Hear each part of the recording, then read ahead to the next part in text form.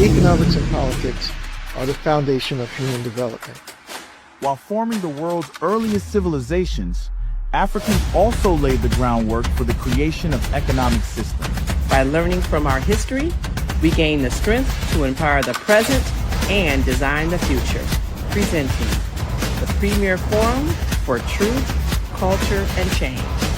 Happy Talks. Join us as we unlock the secrets to our success.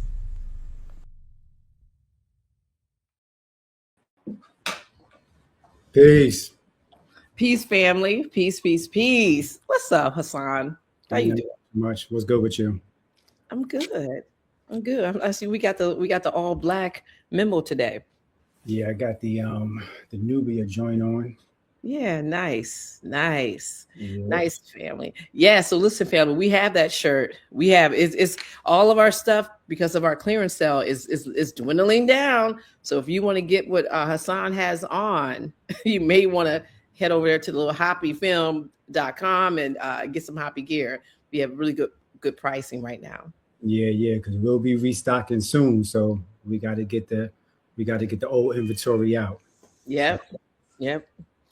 So look, I got a little drummer next door. So if you hear that going on, that's what it is. I can't stop him from drumming. You know, he's a little kid. He's learning.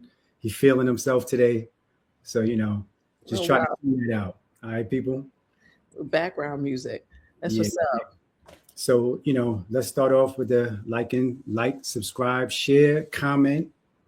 Very important that you do that. We want to get this out there into the algorithm. Make sure you leave the comments, as much comments as possible. Help us get to 40K with the subscription. All right. We almost there. We need y'all help. I think we're good. All right. So my brother right here that we're about to bring on deals with history, financial history, brings you up into modern times to let you know why we're in the situation, why we might be in the situation now is due to history. And what's going on now will affect you in the future. All right. So he's going to talk about a few things and he's going to present. So let me bring my boy on, Mbwebe Ishangi. Oh, bless up. Greetings, everybody. Bless Hey. up. Peace. What's good, brother? All's good. All's well. How are you? Yeah, hello. Yes. Give thanks for having me. Listen, give thanks to you because as soon as you said that you write for our happy newsletter, I was so happy. Word. I was like, because after looking at all the things that you're doing, like you are so qualified. You are more than qualified to be, sharing financial business with us. So that's what's up. Yeah. It's my pleasure. And what I would like you to do first is get into your journey. But first, Felicia, I'm not even sure if you know how we met. So that's how me. Yeah, I met Mbwebe through a friend of mine named John Medicine, right? Oh, the DJ that came with us to yes. Egypt. Yes. No, not the DJ. He's the best DJ. You got to say that. Not DJ. The best DJ. Listen, he played whistle. I was like, there it is. He's a phenomenal person, stand-up dude. That's my brother right there. But so when John Med found out that me and my family was going to Kemet back in 2021, we were in the park in Fort Greene Park. I think it was Juneteenth or something like that, Juneteenth festival. And he introduced me to Mbwebe because he said that he went before and he's that Tony Browder is his mentor. So now I was going with Tony Browder on the study tour. So, we met. And the funny thing is, I asked him if I can't remember if I asked him if he had any advice for me, to go into Kemet. But his advice was what nobody has ever said to me, but it was great advice, but it was so simple. He said, do you remember what you told me? I think I do, but I'm going to let you go ahead and let you say it. You said, watch your head when you're going down into the tombs. Right. Fam. Yeah. That's so important He didn't go Oh into my the God, spiritual yes. aspect. He didn't say, "Yo, I had an out of body experience in Giza." He didn't say none of that. He was like, "Watch your head," because I bumped my head, bumped it hard, apparently enough for him to tell me, "Watch my head." And Yeah. yo, the first spot I went to was, I think that's TT's tomb, Mm-hmm. Sakara. Mm-hmm. And I went down backwards, and people was trying to go down frontward, and they was bumping their heads. Yeah. Yeah. Yeah, it's always somebody yeah, it's always one. Yep. Some of them tunes you gotta get down on a push-up like level and back Yes. into it, and then you Yep. automatically stand up, but Stand up. Yeah. I don't want to do that. Yeah. You Yeah. don't, Yeah. Because they think they got it, but you don't. You ain't got it. yeah. So I thank you for I that. had this helmet. This helmet saved me from breaking my neck a couple Yep. times. So now I pass that same information on. Word. You know what I'm saying? Right. Pass that same information on. But look, so I want you to get into how you got on this journey. You know, you can go as far back as you want to, but just tell us how you got into this. Word. Well, let me just say this first too, and number one, give thanks both of you for giving me an opportunity to reach out to an extended family of knowledge seekers and cultural enthusiasts. You mentioned the word mentor with Browder, and I just want to clarify, whenever that comes, the ancestors tell me to clarify that the actual word Amos Wilson came up with is Jegna. Yes. The word mentor, actually, we need to look up that history, and it really, if you look at the history of Greece, they were a bunch of pedophiles, and mentor was one of the main ones. And so when we talk about taking someone under our wing in the name of mentor, we're actually conjuring up that spirit. So I'm going to actually cut that energy that was put out there and bring in Jegna from Amos Wilson. And for those that know in the future, just do the knowledge on who mentor is, and maybe you'll think about saying something different. Gotcha. Right? But so in regards to my journey, man, my journey started abruptly 2017, March 23rd, 2017. I was abruptly fired from my job working at the National Basketball Association for 12 years. They just came and said, you got to go, for no reason other than the fact that I found out was because I write about our story. I didn't do a bad job. I was always getting high acclaim, but and wasn't getting raises though. But I was working my butt off. But when they found that I was cultural, they gave me the axe, right? So at that point, I had to think about, well, how am I going to now take care of my family? Because now this was my main source of income. And when doing so, I was happy enough to have money in my 401k to go ahead and say, okay, I'm going to pull some of that out, even though I'm going to get taxed 5 times. That's what happens when you live in New York City. Is that, but I'm gonna live off of this for a couple months just to get my mind right about what I want to do next. I didn't really want to go back to a corporate plantation. I was just kicked off, so I don't want to go back.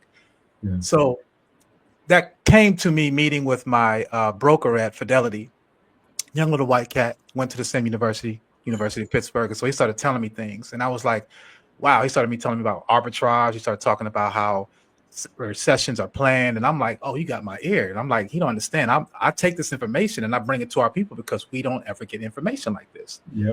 So when it came time to filling out the forms to pull out money out of my 401k, I had to list my occupation. And I said, well, bro, I just told you I got fired, so I don't have a job. And I thought that would stop me from getting the money that I was trying to get.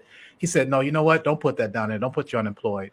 Put that you live off your savings and investments. And when he said that, I mean, this explosion in my mind happened where I realized, wait a minute, this is how rich white people, particularly, white boys, live. They live off their savings and investments. And we've never been taught that. We've been taught we got to work for money. So that began my journey of trying to figure out, like, what is money? Why don't I have a really good relationship with it? Why haven't I been properly introduced? And it led me to writing this book, Apocalypse and Intergenerational Wealth Planning for Black folks. Or Black people. And that to me has put me on this journey of wanting to convey this message to our people, because we're the ones not invited to the table. We're the ones that they don't want us to know about how money can be used as a tool to get you out of your situation, and that we don't have to we're not born to work. Money is in the way of living life. Mm. And when we understand that when you can own your money, you own your time. When you own your time, you can live your true purpose for being here.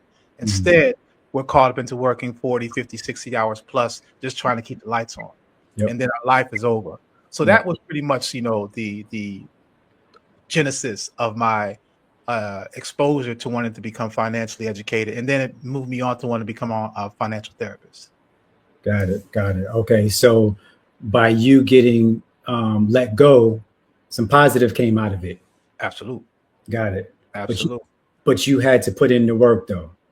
1000%. The unlearning is the hardest thing one can go through because you're in your own way.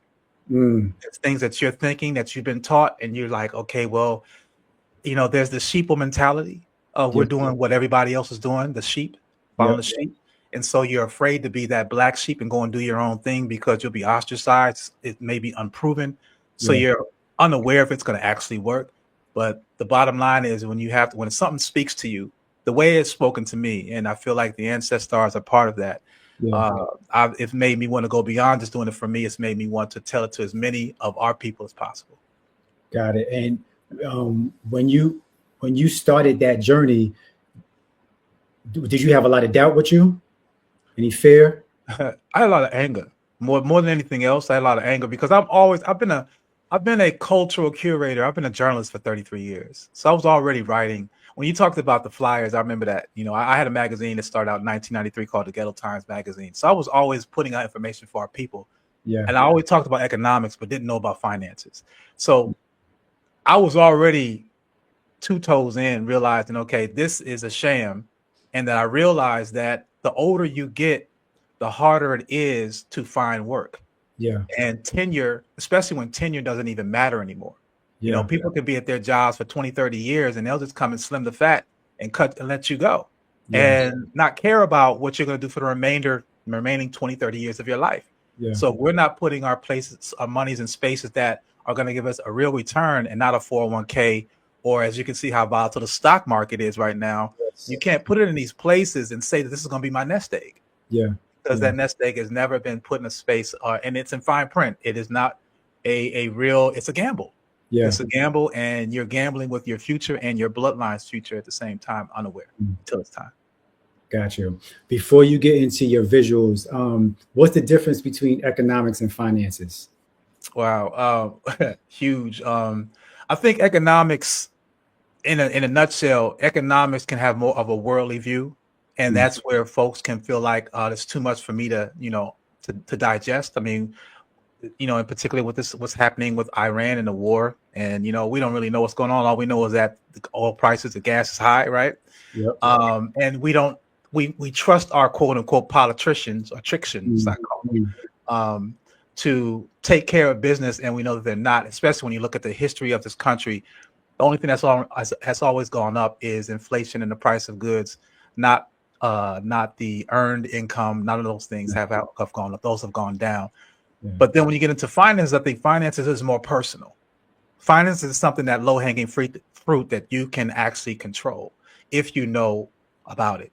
It's also the hardest thing, as I mentioned, to kind of, I guess, when you've been indoctrinated with a mindset, it's the hardest thing to unlearn, or one of the most challenging, I'll say. Yeah. So, it's a matter of having the right type of tools, the right type of jegnas around that will show you a different way. And this way is completely different, but it's not so different from the 1%. We're talking about those gazillionaires that have bloodline riches that doesn't get affected by any recessions. Yeah. This is the plans that they talk about. This is the things that they've been planning for, generations, and they continue to yield profits from. So I'd rather be in that company. Gotcha. All right, cool. So you got some visuals for us. You can do your thing. Absolutely. I'll mute myself. I may jump in here or there if I need you to clarify something for me. Copy. All right. Can you bring I'm trying to bring up the Yeah. Cool. All right. So listen, I'm a visual artist, so I'm sensitive with my ish, right? To quote Erica. Yeah. But I put visuals together to complement what I'm saying, because I know that we're visual people, and if anything, if something I say doesn't stick, maybe the visual will. And so my important part of this evening is I have this PowerPoint to take with you, take screenshots, do whatever you need to do to take notes and have these things still sit in your spirit and move forward, because this is going to be something that you might not have ever heard of, or if you have, maybe had not have heard to as in depth. But this is definitely a way to break yourself out of this psychosis, this rat race psychosis we're part of. So why are we here? Money governs everything that we do, but we've not been properly introduced to it. Because of that, it results in intergenerational monetary trauma. What I mean by that is that, so much is happening. We're seeing now gas prices are again high, higher than this is what since the last recession. And of course, it's because of Donald Trump and what he's doing. But it's a governmental thing. It's not just him. But we're seeing, as I mentioned, the cost of living is always going up. It's never going down. It will not be going down. And so we need to understand that part. We need to understand that this monetary and banking system is designed to bleed you dry. And if we don't understand that and create other vehicles to at least lessen the bleeding, this next 15 years is going to be really, really scary. So your time is valuable. I really do appreciate you tuning in this evening over the next 90 minutes. I'm in gratitude of you giving me your attention. Again, take notes, screenshots, whatever you need to do. And my mission is that you will walk away with a level of awareness and value that will empower you to want to do something different, if not just for yourself, for your bloodline. The personal benefits you'll learn tonight is that you'll learn about the empowering insight on the creation of money and the culprits behind it. Yes, I'm going to name some names. It's important so that you can do the diligence and the history and back it up and verify for yourself. Detailed research that will expand your mind.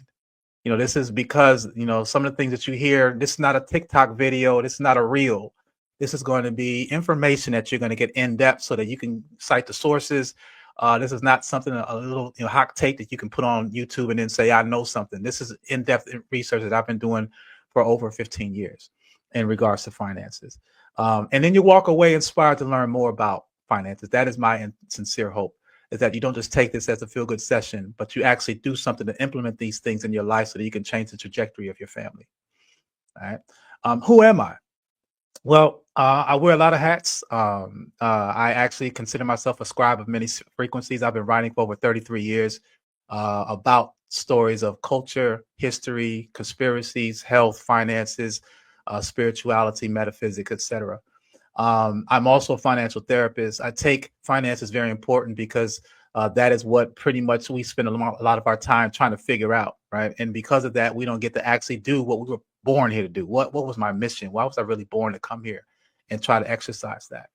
I'm a historian, an educator, a cultural curator, and a professional student. I'm always learning. Never going to stop learning till my last breath. And I'm also an artist. I'm a visual artist, graphic designer, journalist, and author. These are a few of my things that I do. I have the Crypto Woke Financial Sustainability Movement, which is where I teach financial therapy. Again, the Ghetto Times, which started in 1993. We're in our now 33rd year. WTF, which doesn't stand for What the Beep, it stands for Ways to Freedom. That is my podcast show.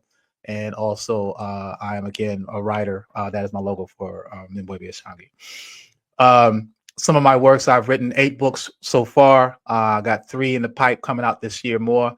I teach financial literacy courses, education. I also have a course for STEAM. I'm a STEAM educator. So I have a course called From Slave Ships to Steamships.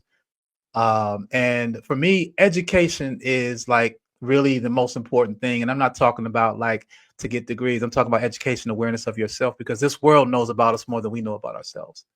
And that's my goal, is to teach us and unlearn what they've taught us about ourselves and learn who the greatness that we really are.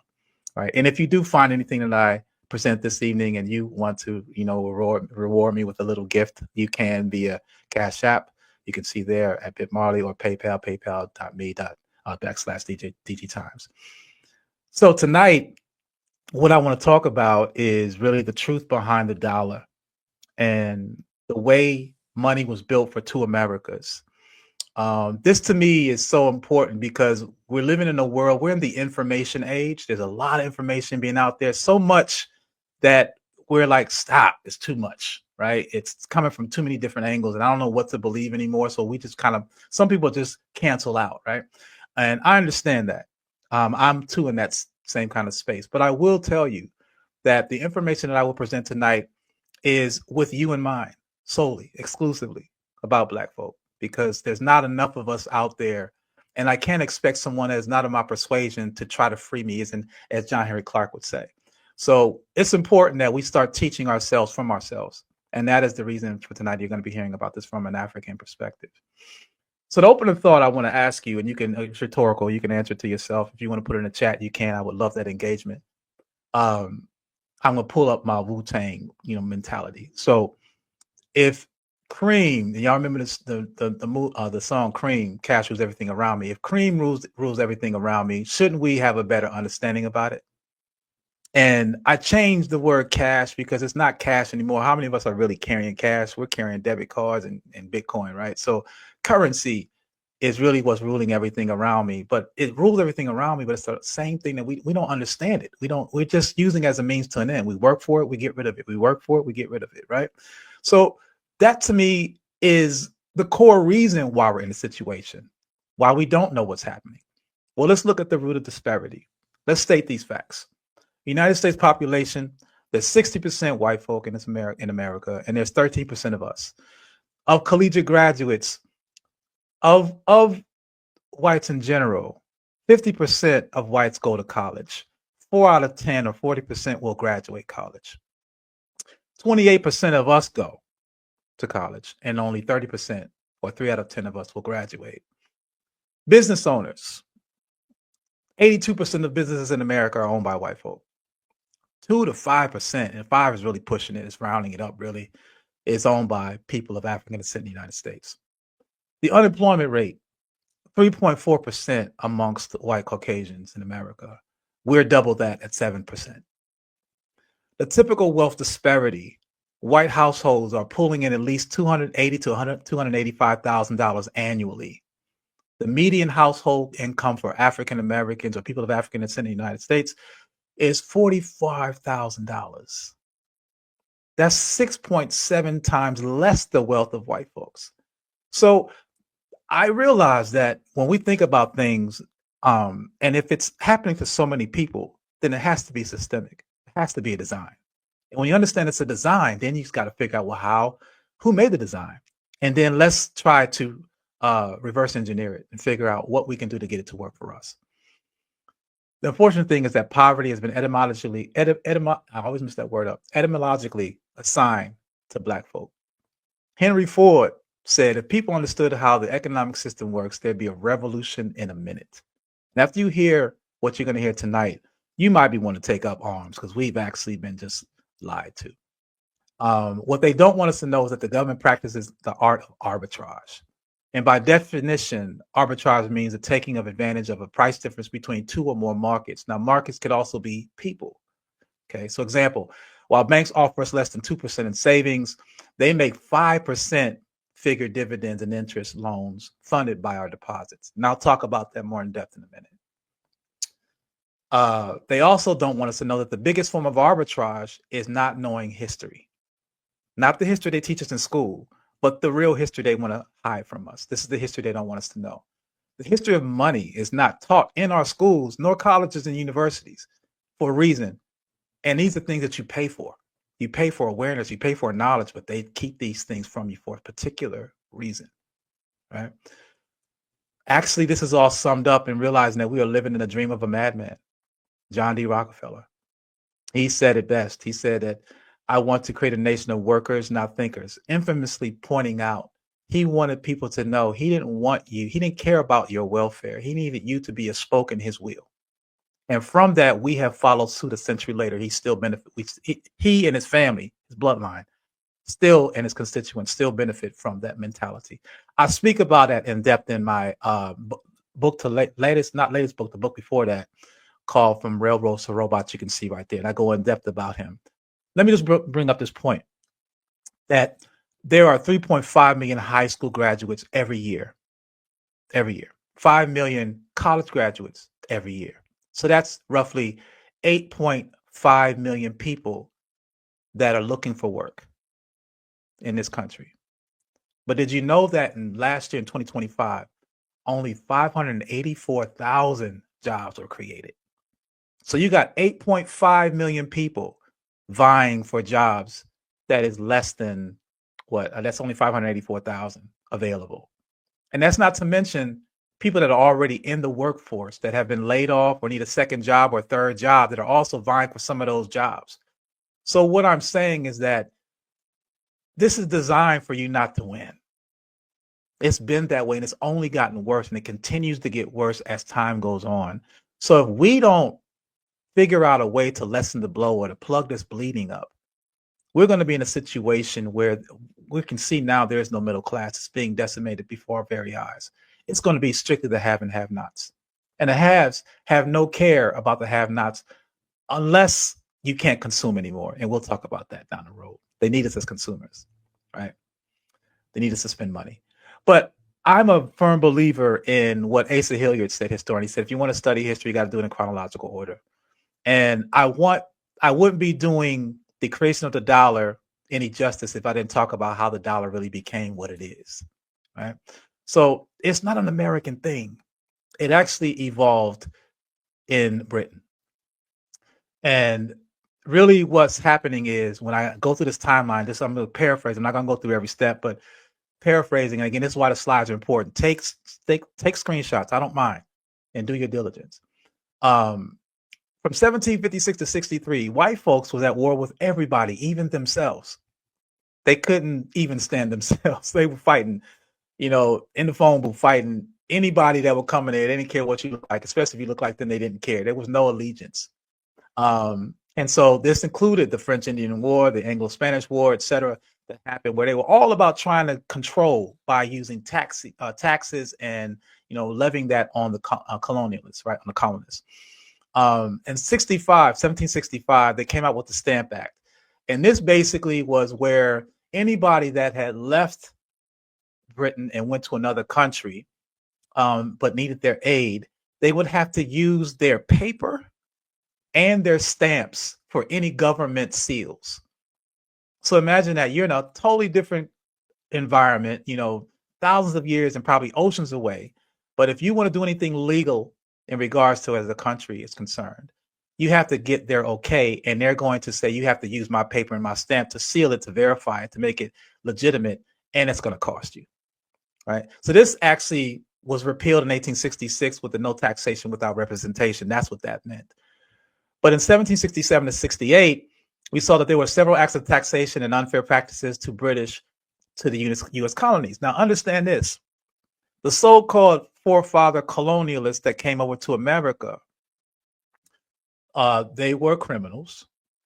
And pretty much Britain was like, look, we're going to kick y'all out of this country because we're tired of y'all. We're going to send y'all somewhere else that really isn't established. If you make it, you make it. If you don't, okay, shut up, right? So their whole thing was, well, when you get over there, if you want to establish anything, you're going to have to establish it through us, right? So imagine that, being kicked out of, a country, they send you somewhere else, and then they say, well, if you happen to establish yourself, you need to pay us for having you over there, right? So that's what happened with the Revolutionary War that came. They were rebelling. They were tired of the fact that they had to pay for things, and they weren't even over there. They weren't over there fighting the lions, tigers, and bears, oh my. They were over in Britain already living. We over here trying to figure out how to even, capture water or what foods and what berries are poisonous and what isn't. This is what the first colonialists were doing. Well, actually, no, they weren't, because there were people here already. And they showed them, right? The natives, the Africans that were here, and some say, well, Africans, melanated people that were in this country well before they were, right? So 1776, we saw that there were 27 grievances filed against England for involuntary taxes, tax harassment, no trial by jury, unfair practices against natural rights. And this is where we got to America wanting to have this Declaration of Independence, where we see that it was infamously said, we hold these truths to be self-evident, that all men are created equal, that they are endowed with certain unalienable rights, that among these are life, liberty, and the pursuit of happiness. Most people don't know that was conceived by Benjamin Franklin, but it was penned by Thomas Jefferson. All right. So now we got these criminals that are saying, hey, we're tired of you guys abusing us, and we're going to fight for it. So we had that fight. and the Declaration of Independence happened. America won its independence, quote unquote. But then a few years later, they needed help again. They needed to create a bank. But because of the wars and how much wars cost and the decimation of it, maintaining military, food, lodging, etc., they needed funds. So who did they go to get funding from? The very people they were fighting. They went to Britain and said, hey, can you give me a loan to take care of ourselves now that the war is over? And Britain, said, okay, cool, we'll do that. But we're going to give you a bank. And this bank is going to be 80% owned by us, 20% owned by you. That was the agreement. So the first bank in America wasn't American at all. It was owned by the British, 80% owned. Okay. Just so we can understand these points of where this is really tied to. So how did America get started? As said, wars cost, and as the currency started to get created, we started coming to the greenbacks. The greenbacks, after the Civil War, they needed funds to be able to pay for things, and so we had what was the creation of the greenbacks. And the greenbacks actually were signed by one Salmon P. Chase, who Chase National Bank was, Chase Manhattan Bank was eventually named after. And we find that was thanks to John D. Rockefeller. But we find that the notes were something that was, again, tied to Britain. But this is where we first started seeing paper currency. Why? Because people couldn't walk around carrying junk silver and bullion in their pockets because they get jacked and it's too heavy to carry. So they figured, why don't we just give you these notes? And these notes are supposed to be promissory notes that say, okay, we'll hold your stash and we'll give you this paper as a representation of the amount of money that you have. So that's how paper money came on the scene. From that, we saw that we started to get into the legalese of it. And one thing that we find in the 14th Amendment, when you read it, section 1, it says all persons born of naturalized in the United States and subject to the jurisdiction thereof are citizens of the United States, the state wherein they reside. No state shall make or enforce any law which shall abridge the privileges or immunities of citizens of the United States, nor shall any state deprive any person of life, liberty, or property without due process of law, nor dens any person with its jurisdiction and the equal protection of the laws. Now, the reason why I put that out there is because we now have to understand what they started playing with the words. They say English is the language of confusion. Well, we're about to see it. Black Law's Dictionary, when you look up the word person, or rather yet human in Black Law's Dictionary, when you say human, we're thinking human being, me, you, and I, you know what I mean? But according to Black Law's Dictionary, human means monster. And it also means someone that cannot own anything. Okay. And when we look at the definitions of a living being versus an artificial being, we're seeing that persons has a dual meaning.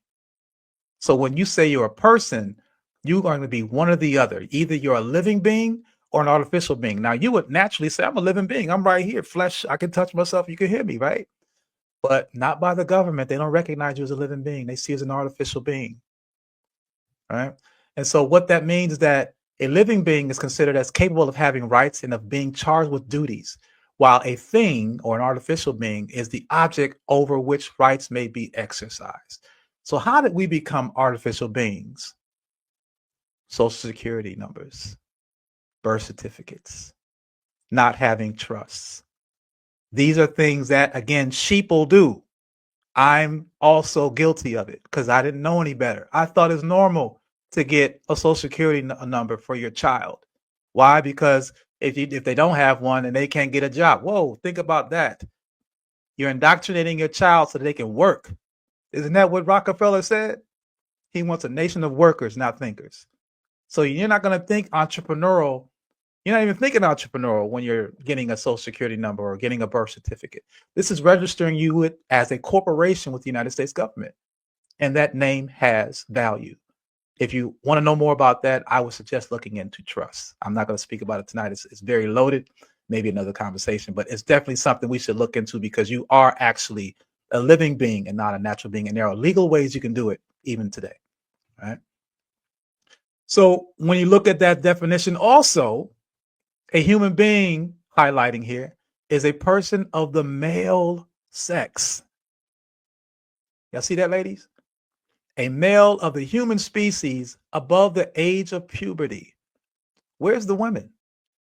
The birth givers of our entire existence. Just like in Greece, women are obsolete. They're not seen as a person. They're seen as a vehicle to procreate the race. Women have no place, according to them, legalese, government. Women have no place or say. Women are basically there to produce babies. So we understand this. When you understand legalese, and that is a modern word that is used to describe the legal and technical language used to write laws, wills, and other legal documents, we can see how we've been duped into thinking that we're actually free in this country. We're all chattel slavery. We're all cattle, right? And women are treated worse. No matter how much education you have, you're still treated the worst, right? This is where we need to start learning how to unlearn and reverse that. So now we're getting to the making of the Second America.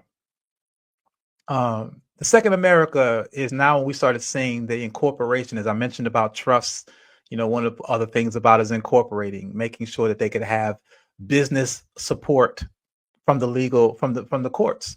When you have a trust, it's a private matter. So therefore, they can't look at your records if they want to. You want to know why we don't see Trump's records, his taxes? Because he has a trust. And actually, I'm not mad about that, because I have a trust too, and you don't need to see mine either. It's none of your business, it's a private matter. But we don't know these type of things. We're not taught these type of things purposely. So after you see all these 3- and 4-letter corporations happening in 1871 and moving forward, the USDA, FEMA, NIST, NASA, TSA, EPA, SEC, FTC, CDC, all these, FDA, all these things, and then you start seeing USA was incorporated. It is a business. Okay. When you understand that, you understand that it therefore is a system. And once it's incorporated, the indoctrination is next. And again, plugging from railroads to robots, I speak about that in depth, about the monetary system, but also the educational system, how that was duped and co-opted by Rockefeller to make us think that we're learning something and we really ain't learning ish. And, do we use calculus? No. Labor and health. When we understand that these things have been put in place to keep us in this mindset of trying to be a worker and not be a thinker and live the reason why you are given breath to be in this space right now, they are doing their damnness to keep us from doing that. Because when we do focus on that, we are the great mighty race we once were of antiquity. So it is their job to make sure that we don't know who we are. All right. And they're doing it effectively for over a century, really since 1776, really 6,000 years, to be honest. So 1907, we see where things started going haywire purposely. All right.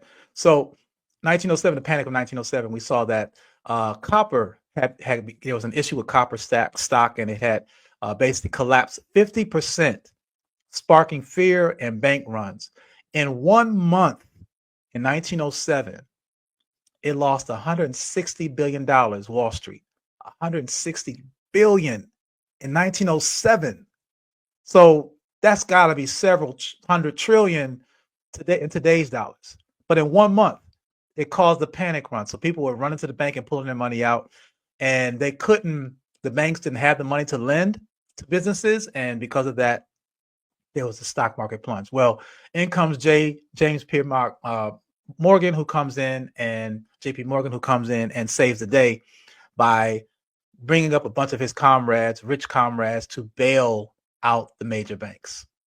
But he didn't do it out of the kindness of his heart. He did it because he wanted to manipulate. He was an oligarch. He wanted to be in control, just as Rockefeller, just as Vanderbilt, just as Carnegie. They all wanted to own things and make you at the behest of him, making sure that they got the riches off of you. So this led to the creation of the Federal Reserve. And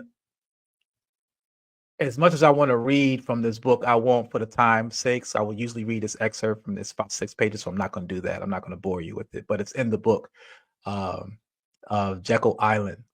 And Jekyll Island really is an interesting story because I'll just read this one quote by Eustace Mullins. He said that on the night of November 22nd, 1910, a group of newspaper reporters stood disconsolately in the railway station of Hoboken, New Jersey. They had just watched a delegation of the nation's leading financiers leave the station on a secret mission. It would be years before they discovered what the mission was. And even then, they would not understand that the history of the United States underwent a drastic change after the night in Hoboken. We find that night for a period of 9 days. The following men that you see on this slide: Nelson Aldrich, Frank Vanderflip, Henry Dawson, basically leaders, Paul Warburg, Kuhn and Love and Company.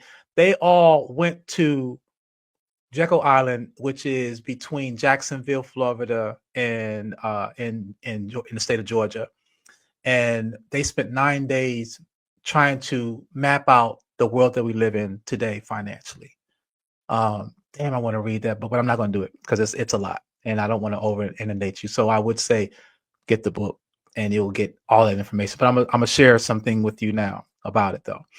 As a result from this 9-day meeting, and they were actually, I wouldn't say at gunpoint, but they were not allowed to leave until they came out with a plan. And this plan actually was commissioned by John D. Rockefeller. So he was basically like, I got the money. Y'all go and figure this thing out. Do not leave until you get it figured out. And then we're going to implement this in place, right? So what we found is when banking arbitrage was born out of Jekyll Island, the Federal Reserve, first of all, isn't federal at all. It's not governmental at all. It has no reserves. There's no money that it has. But yet we are basically duped into believing that is a governmental organization when it's actually a private central bank owned by 13 families. And they have no allegiance to any country. They're not American. They're not British. They're global. And they don't care about, they'll front like, this is the country they live by or support, but they support money. They don't give two inches about any country, right? So this alliance is global. They are all around the world. And through this banking arbitrage, we found this Jekyll Island meeting that came out what's called the Aldrich Plan. The Aldrich Plan consisted of 15 regional central banks called the National Reserve. And basically, they were mandated to give $5 million as a kiddie, as a initiation, or to be part of this clique. You had to give us $5 million, this group. And they would use this $5 million to then use that to create other banks. All right. And it will be ran by a national board of bankers. So what we're finding is that banking arbitrage is part of the backbone of the way America is working, right? Thank you for that. So, and you can still blow it up. I got another one here to go off in case I need to. But they make emergency loans to banks. When you understand that banks are pariah, they actually feed off each other. That's why there's so many commercials. Like, banks are actually fighting to get you to give them their money. And I'll tell you why in a second. But the point is that there's no allegiance between the two. They're competition.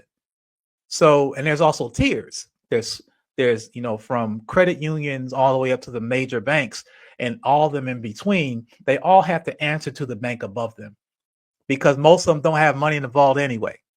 So when someone comes in to pull out a withdrawal, used to be when it was paper money had to be there. They had to get it from somewhere. Now everything is digital, so it doesn't matter if it's in the vault or not. They just get on the keyboard, right? But the point is, it has to come from some account. So the Aldrich Plan uses what's called the fractional lending system, and this creates national debt. Okay, this is the origin of our money, and this is why things are so costly now, and they will continue to. They will not stop unless this economic system crashes, which could happen as well. So banks share out the money they hold. What do I mean by that? Fractional lending system points out that for every dollar that they give, they get to keep a penny. 10%. Now, a penny's nothing, you think, right? But when it's 100, it's $10. When it's 1,000, it's $100. When it's $1 million, it's $100,000. So every time someone makes a deposit into your account, the bank keeps 10%. I'm sorry. Yeah, the 10% is for you, but the 90% is used for them to create other opportunities. So they use the 90%. So if you put in $10,000, they take 9,000 of that dollars and create loans to other people or other businesses. It could be a loan for a car. It could be loan for a credit card. It could be loan for a vehicle. I mean, a home. So, and it could be loaned right back to you, to be honest. You could be going there putting the money you're putting in. And if you turn around and go to the bank for a loan, you're actually asking them to loan back the money you gave them in the first place. And guess what they're going to do? They're going to give you the loan plus interest. But the deposit you made, how much interest do you get from that? Zero. You get nothing from the money you give them. But when they make a loan off the money you gave them, they keep it all in their pocket. So this is what the fractional lending system is.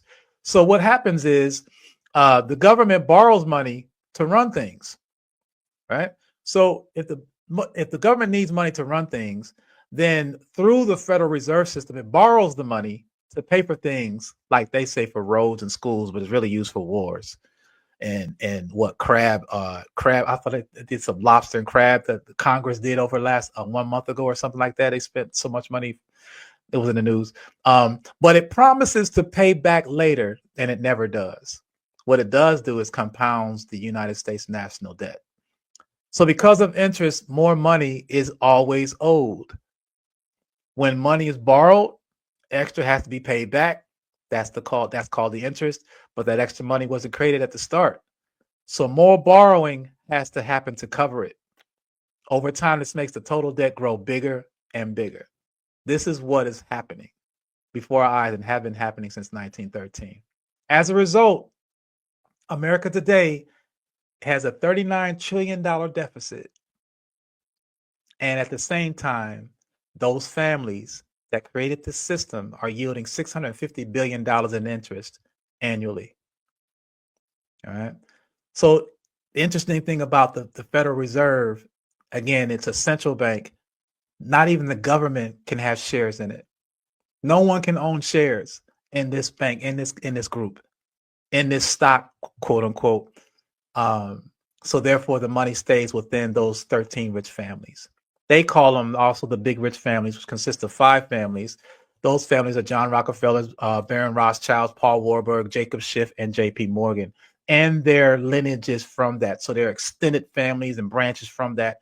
These are folks that set this up over 100 years ago. So there's many more constituents and many more mouths being fed from the work that they did over 100 years ago. Right? So this is where, again, we're seeing the making of the second America. Hoping y'all are with me, hoping you're feeling this, hoping that it's something that is enlightening you, because to me, we need to know these things to understand how we can reverse and see where we're going to be in the future. So less than 100 years from colonialist criminals leaving America, coming here, they turn around and did the same thing to us, to the very people that they said they found this country for, right? Well, we know it wasn't for us, but you know what I'm saying. So Rothschild said this. He said, look, y'all can go and do whatever y'all want to do over there. Let me control the money of a country, and we care not about who makes its laws. So this is what Amschel Rothschild is saying, is that I don't care what y'all do over there. Just give me my money and let me run it. Let me show you how to run it. Okay? You got to look up the Napoleonic Wars and how the Rothschilds became the banking dynasty in the world simply by lying and telling people that at first that Napoleon was losing the war and that Rothschilds went and started selling these stocks. And because people believed in Rothschilds, all the other financiers began selling their stocks the same. Then overnight, over a short period of time, the Rothschilds went and bought up all those stocks that the people sold and then came back and said, oh, my bad. Napoleon's not losing, he's winning. So people want to go and buy those stocks back. Well, who they got to buy them from now? They got to buy them from Rothschilds. And did you think he offered at the same price that they sold it? So that's how they became the banking dynasty of the world, through a lie. Okay. We also see the 16th Amendment that came out that basically speaks about Congress shall have the power to lay and collect taxes on income unless you state otherwise. tax revenue code 61A. That's when we start talking about irrevocable trusts. When you understand they do have loopholes, they do have things for people that doesn't have to succumb to their plan. And they intentionally meant it to just stay within the circle, but because the way wicked people are, they like to pillow talk and gloat. Information is seeped out, and we are in the information age, so we know these things now. So the making of the second America, and I put in there no Vaseline, because that's when they really started sticking it to us, is that we started seeing the income tax was created at the same time that the Federal Reserve was created. We weren't paying income taxes before then, and now they mandated it. And technically, you really is not mandated. I'm not saying go do what Wesley Snipes did and just ignore it. There's ways to get around it. Again, look into trusts. But at the same time, they convinced the world, and think about it, we're coming up on tax season right now, right? So we've been hearing since January, get your taxes done. It's this mentality of propaganda. Agitation propaganda means if they agitate you by putting it out enough, you're going to react. If I tell you that you want to have a Big Mac enough, you're going to go get a Big Mac. If I tell you that you want to go have some, eat something or take a drug, like they're putting out this little drug to make you lose weight, guess what? People are going to want to take this drug to lose weight because they keep seeing the commercial. So this is what through agitation propaganda is happening. So what we saw in comparison, 1913 to 2013, we saw where 7% of the people paid income tax, 40% of the people were paying income tax in 2013. It went from basically 358,000 people filing taxes in 1913 to now over 140 million people file taxes. What does that yield these families? $2.7 trillion. And this is a 2013 number. So this family is getting $2.7 trillion to divvy between them amongst themselves, because we're voluntarily, ignorantly paying for taxes. The same thing that was done to the so-called forefathers of this country who left Britain complained about, they turn around and put it on their own people, their own citizens of this country. Right? Today, the Fed earns $10 billion annually from taxes. Again, the Fed is not a federation. Legally, it's not a government entity. It's a clique of a central bank of families around the world. $10 billion free dollars every year. So what we find is that's when we started finding they were buying politicians, because how else can you convince people if you don't get the politicians to say what you want them to say? Right? So we started seeing that they had people, like the very first one was President Woodrow Wilson. And Woodrow Wilson, on his deathbed, allegedly says this: I am a most unhappy man. I have unwittingly ruined my country. No longer a government by free opinion, no longer a government by conviction and the vote of the majority. I want to say that again: by conviction and the vote of the majority, meaning your vote don't count, but a government by the opinion and duress of a small group of dominant men. So we find that once they started purchasing politicians, and they call them lobbyists, right? So they started lobbying these folks to do their will, their bidding, and they did it through mischievous ways. They would, probably see what you were doing extramaritally, if you were doing some things, or if you were embezzling or whatever, or make it up. I'm not saying that they actually did it, but the point is that as you're a public figure back then, your identity had some integrity. So Woodrow Wilson, unfortunately, he does confess what happened, but he doesn't tell you anybody's name. He didn't leave you with who you can go after. This is like what the Boule does. If you know my book, Who is the Boule? They don't tell you who it is. They're going to tell you it's somebody, but they're going to tell you who it is. So what are you left doing? Chasing your tail. You don't know who to go after. Yeah, they can't tell you who it is. You can forget. Facts. Well, they could, but they won't, because they understand it has ramifications. I understand that part, but that's what they sign up for.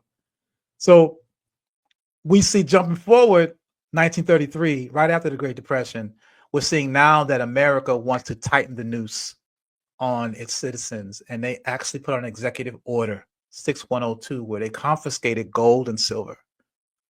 Whereas folks used to have that in their homes, and this is what they were putting to build their wealth, their nest eggs, where it was a tangible asset, not some digital number on a screen. They made it basically criminal to hold silver and platinum and gold. you had to turn it in by May 1st, or you would be fined and receive prison time. They used this money to create collateral in case there was another depression, because before they didn't have anything to back it by. So they used this as leverage for other countries whenever they needed something. They had gold bullion as their point of commodity for leverage, right? Our money took it from us, right? And then we see it happens again where they changed and went away from the gold standard. In a 1971, August 15, Nixon says, I'm going to create fiat currency. This is where we see the creation of the petrodollar. The petrodollar is now where it's the dollar is backed by petroleum, oil, right? Now, if there's something that you want to know about oil, and again, I'm plugging my book From Railroads to Robots. Well, Rockefeller, it's a Rockefeller created industry. Oil is actually a toxin. And runoff is one of the toxins created from oil. And because of runoff and how basically diabolic it is as a product, Rockefeller was being fined. He was being regulated because he was basically at the time just dumping it in rivers and putting it on land, and it was setting fire, poisoning the water. So they put regulation on it, and he didn't want to pay the fine. So instead of paying the fine, he said, I'll tell you what I'm going to do. I'm going to take this toxic oil runoff and I'm going to create monetized products from it. So he created plastics, he created rubber, he created all these different, not rubber, he created foods, he created pesticides, all these different products today that we use, that we wear, that we breathe. Nanoplastics is a residue from it. It's a toxin that Rockefeller knew had health implications on us. And so what did he do to fight and make sure that he could sell these products and there wouldn't be any fire back from the health officials? He redefined the word quackery and made it so that anybody that talked about holistics or witch doctors or, Reiki specialists, anybody that was in the health practitioner, holistic health, he labeled them quackeries. And quackeries are supposed to be people that are selling you a box of false goods, giving you a bad narrative, meaning that you don't know what you're talking about. And he moved people away from natural herbs to using pharmaceutical, science-based, technological, quote unquote, remedies. And all these are toxins. So all you're doing is you're taking, they say that the pharmacy started from the farm. They basically did away with the farm. Everything's made in the pharmacy now. Everything is made in science. And they claim that science is better than nature. So therefore, you need to use these prescription pills that we're giving you, or these syringes that we're going to give you to put in this drug to so-called heal you, but all it's doing is masking your situation, not killing, or not coming with a solution to the remedy. Got off tangent. Let me get back here. So basically, Nixon creates the point. Well, not Nixon alone, because there's people he's being appointed to by. He's being appointed by those families, right? So they're telling him, we're going to have American dollar, the American U.S. dollar, be the standard dollar. How so? You can't buy oil unless you pay with U.S. dollars. This is what allowed the American dollar to be what it was and has been over the last century. But we see that it's eroding. But we're seeing that it's also in its decline, is that we're seeing that inflation is eating away at it. We're seeing that other countries are saying, we're done with using the dollar. We want to create our currency and use that as a way of buying oil. And some of these countries are on board. Is it ironic that President Trump has went and tried to do some ish in Iran? Because he wants to hold on to the petrodollar. This is all linked. Okay. So what we find here in 1981, October 22nd, is when the first time America's deficit toppled $1 trillion. From its inception in 1776, it took 204 years for America to get to $1 trillion in debt. And most of that came after 1913, because that's when the debt wheel started to increase and was created. All right. So what we find is now, and I looked this up today, today's debt is $39 trillion. Right? $39 trillion in debt. And I'm like, well, I don't owe that. I had nothing to do with it, right? But they said that we owe it, right? We Americans owe it, right? So in 45 years, from 1981 to now, $38 trillion has been added to the debt. That's almost $1 trillion a year Whereas it took 204 years before to get to a 1 trillion. In 45, we're at nearly $40 trillion in debt. Right. And it's based on inflation, as I mentioned earlier, outsourcing because America doesn't create anything anymore. And now you have these tariff wars that Trump has created. It's not all his fault because America outsourced in the first place. When they outsourced their products and said, hey, China, why don't you make these because you're cheaper? China said, cool, just give me the blueprint. When they made the blueprint, that's what they created. I hate to call it the black market. It should be called the white market or the yellow market or whatever you want to call it, but not black because we got nothing to do with it. We don't get the proceeds from it. But the point is that we also see that war is where they make money. You see that America has army bases on damn near every other country. Are there any foreign bases, military bases on American soil? No. So there's this whole plight of thinking that America is the dominant country. All the while, it just received a credit report a few years ago, and it went from a AAA standard, which is the excellent standard, to AA, which is considered like under 500. So America wants to come and be about my credit score. Let's look at your credit score, right? So also, let me point out too, is that we find that Trump is asking for another $200 billion for this Iran scandal, right? What he's this scheme. He's just trying to have this come up. Another $200 billion is going to be added to that. And of the 250 years, America is celebrating its 250 year this year. July 4th will be 250 years. So of its 250 years in existence, 225 of those years, America has been at war with somebody. There's only been 25 years of peace in this country. So it really makes me ashamed to be called an American because we causing havoc everywhere. And everyone has a reason not to like Americans. And I won't say Americans per se, like me, I didn't do it, but we benefit from those things. And so that's where, we got to figure out where we draw the line, what we stand on. Shout outs to those people in the military, though, for failing their drug test because they don't want to carry out Trump's orders. I just read about that recently. But we're also seeing, if you go to the site called usdebtclock.org, you can see for yourself the $39 trillion that are owed.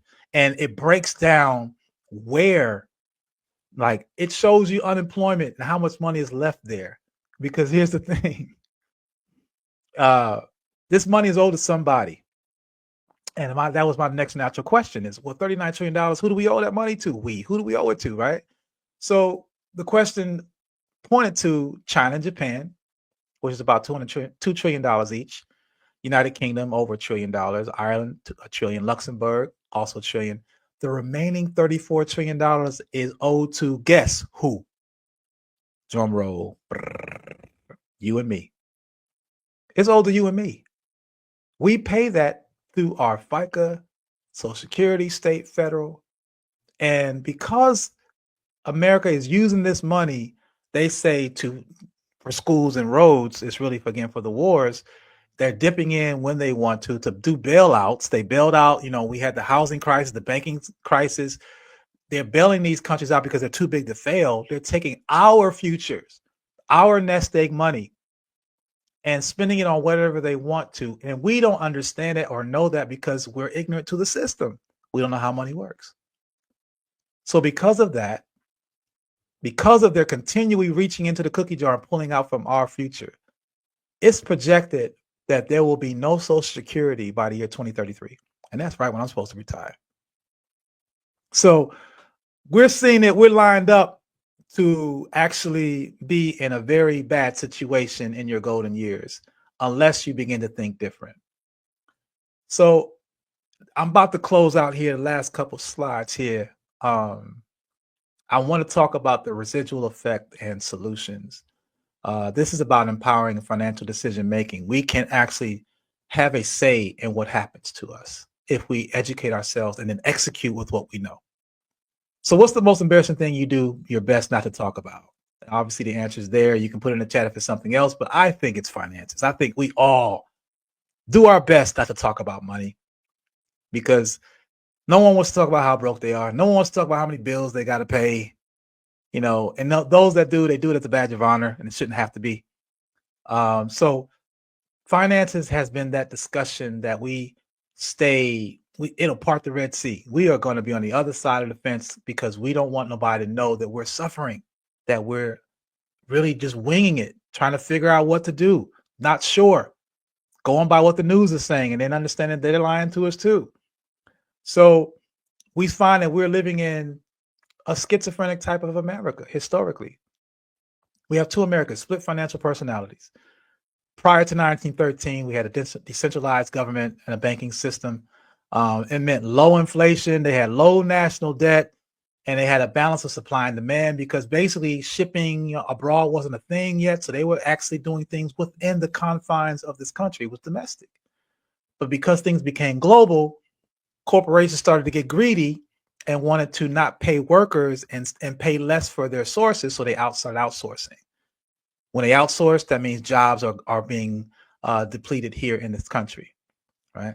So post we see 1913, we see high inflation, we see a centralized banking system, basically again consisting of 13 families globally, high national debt, imbalanced supply and demand, and we're seeing again that $37.2 trillion increase to boot over the last 45 years. And trust me, if you go to that U.S. National Debt .org site and you just look at how fast it's jumping, in the last year I think it was at 37 high, so it went $1.5 trillion in 1 year. So that's a lot of money that this deficit, and again it's going up, and you will see the numbers actually are live, so the numbers are actually tallying right before you, they're running, so it's never going down. There's never a huge payment from the American government to say, oh, we're going to pay this down. And again, you want to talk about my credit score. So the point that I want to point out here is that our relationship with money is rooted in fear. And I'm a lover of acronyms. And fear to me means funds exhausted, awards, restrictions. When you don't know or when you don't have, and some of y'all remember the days of the layaway, you would window shop and you would plant your face on the mirror, on the window, looking at that thing you wanted and be breathing all on it. Like, one day I'm going to get that, right? We always think about one day I'm going to take that trip. One day I'm going to buy that car. One day I'm going to save my nickels and pennies. My grandma used to always say, say your nickels and dimes, and the only thing is nickels and dimes, this thing's cost tens of thousands of dollars, right? But the point is that we never had it from the get-go. So funds exhausted, when you don't have the money, you don't get any rewards. You can't get the things you want, so there's restrictions. So you live your life really in this want stage, and then when you do get a little bit of money, what do? You blow it. You blow it because you never had it. I'm a Generation X baby, so I understand. Hip hop. When we talk about what hip hop was, we were talking about things we wanted to have because we never had it, and then when we did get it, we got it, and then we lost it again because we didn't know how to manage it. We don't have a proper relationship, an introductory to how money works. So as you now learn, this is systemically designed for you not to prosper. We're not taught to use money as a tool. Most of our time is spent working for it. We're not taught it's a tool to reach our vision, and it stifles knowing your purpose. What is my real reason for being born here as Mbwebe Ishangi? Not to work for this corporation, this slave plantation that's going to pay me less than what I'm worth and use the most energetic hours of my day for decades. Some people will work 40, 50 years only to have 10 years of freedom when they retire. And then by then you're too old to even move around because you didn't take care of yourself. This is the life that has been designed by Rockefeller, to be that worker, not thinker. So this isn't the life it's supposed to be like. This isn't what life is supposed to be like. We're the only species on the planet that pays to live here. Think about that. Humans are the only people that have to pay to be on this planet. Do you see birds talking to a real estate broker about a tree they want to put up for the summer? No, they live off the land. Do they go to Whole Foods to go get their berries and juices? I mean, I'm bugging, but their berries and worms and stuff? No, nature, right? But we, the human species, the so-called most elevated and intelligent beings on the planet or things on the planet, decided to monetize living. And for those that don't have it, you are ass out. So therefore, money is in the way of what our living experience is supposed to be like. If you're too busy worried about how to pay the bills, you're not going out and looking at the sun. You're not going out and hugging a tree. You're not going out and gardening and growing your own food. This is the mentality, the sheeple mentality that's been indoctrinated in us from the educational, monetary, and even religious sect to be workers and not thinkers. So it makes common sense to master money so you can own your time and live your life purposely. But unfortunately, common has been removed and sense has been replaced with cents as in dollars. So why do I feel the need for us to be financial therapists, or actually to receive financial therapy? Sorry. I consider myself a financial therapist because these are the type of things that I ponder, and I don't feel like I'm the only one. And beyond the pondering is the resolution. So a financial planner, people think I need a financial planner, somebody to, help me do stuff. Well, they're going to manage your finances. They're going to plan you, invest your finances. They're going to do your retirement and estate planning. But understand you are a number to them. They're a salesman.